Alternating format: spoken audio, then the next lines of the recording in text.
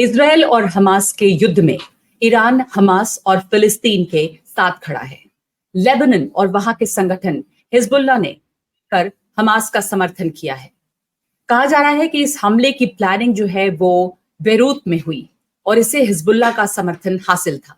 अमेरिकी अखबार wall street journal ने यह लिखा है कि इस हमले में ईरान के सुरक्षा अधिकारियों ने भी मदद की है। तो समझते हैं कि ईरान और इजराइल की दुश्मनी का इतिहास क्या है। ईरान और इजराइल की दुश्मनी है क्यों? दरअसल ईरान और इजराइल के बीच के जो रिश्ते हैं वो इस क्षेत्र के समीकरण को तय करते हैं। ईरान ने आधिकारिक तौर पर इस हमले में शामिल होने से तो इनकार कर दिया है, लेकिन ईरान के ही लीडर आयतुल्लाह खमेनी का ये बयान आया है कि इस हमले को करने वाले का मैं हाथ चूमता हूं। तेहरान टाइम्स ने लिखा है कि अल अक्सा स्टॉर्म ऑपरेशन जियोनिस्ट दुश्मनों की रणनीति पर एक बड़ा और ऐतिहासिक हमला है।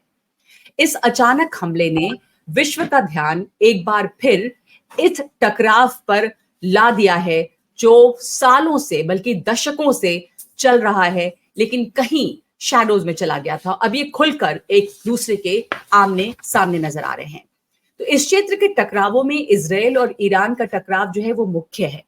ईरान पर आरोप है कि वो लेबनान के आतंकी संगठन हिजबुल्लाह का समर्थन करता है। वो फिलिस्तीन के हमास और इराक के और यमन के हूती आतंकियों को भी समर्थन देता है।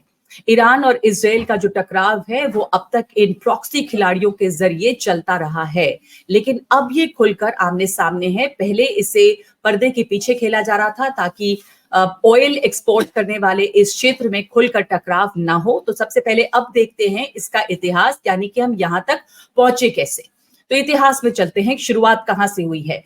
50 के दशक में जब ईरान में शाह रजा पहलवी का शासन था तो ईरान और इजराइल दोस्त थे, लेकिन 1979 की इस्लामिक रेवोल्यूशन ने इस समीकरण को बदल दिया। जो नए शासक थे उन्होंने इजराइल विरोधी रुख अपनाया और 1979 की इस्लामिक क्रांति के बाद से 1982 में लेबनान में हिजबुल्लाह के गठन का ईरान ने समर्थन किया। 1982 में ही इजराइल ने लेबनान पर हमला भी किया था और अब भी ईरान के जो कट्टरपंथी इस्लामिस्ट हैं वो इजराइल को एक गैर कानूनी मुल्क मानते हैं जिसने अरबों की जमीन हड़प ली है और फिलिस्तीनियों को उनके ही घर से निकाल दिया है। उनका मानना है कि इजराइल की जगह एक ऐसा राज्य होना चाहिए जहां पर अरब और यहूदी या मुसलमान और यहूदी एक साथ मिलकर रहें।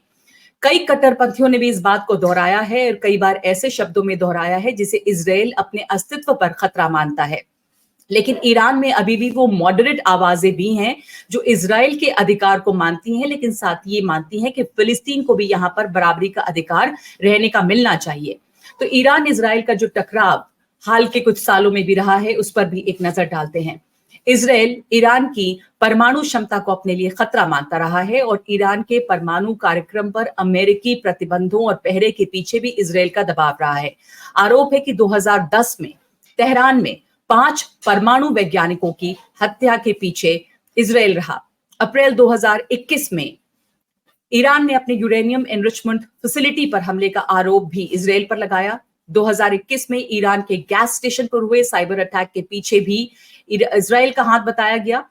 ईरान पर परमाणु कार्यक्रम न रोकने के आरोप में कई प्रतिबंध लगाए गए, लेकिन फिर अमेरिका ने राष्ट्रपति ओबामा के कार्यकाल में ईरान के साथ एक डील की, JCPOA यानी कि joint comprehensive plan of action, जिसके तहत इन प्रतिबंधों में, इन सैंक्शंस में कुछ ढील दी गई। बदले में ईरान को अपने परमाणु कार्यक्रम को सीमित रखना था, लेकिन फिर ट्रंप सरकार आई और ट्रंप ने JCPOA को एक तरफा रद्द कर दिया और कहा कि इसमें बहुत सारी खामियां हैं, ये ईरान के बैलिस्टिक मिसाइल कार्यक्रम को रोकने में असमर्थ है और साथ ही ईरान के आतंकी गुटों को भी समर्थन अब तक जारी है, इसलिए ये डील जो है वो रद्द हो गई। इसके बाद ईरान पर और भी प्रतिबंध लगाए गए हैं। इन तमाम चीजों के बीच में आरोप है कि ईरान अभी भी गाजा पट्टी में हमास का समर्थन करता है। साथ ही हमास के पास जो हथियार पहुंचते हैं वो भी ईरान के जरिए ही पहुंचते हैं और ये सीधे इजराइल को चुनौती है। ईरान हमास को आर्थिक मदद देता रहा है और जो सप्लाईज जाती हैं वो रास्ता सूडान, यमन और लाल सागर से गुजरता है और यहां से हथियार और दूसरी जरूरत की चीजें पहुंचती हैं गाजा पट्टी तक। सिनाई प्रायद्वीप में जो बद्दू तस्कर हैं वो भी इसमें शामिल हैं।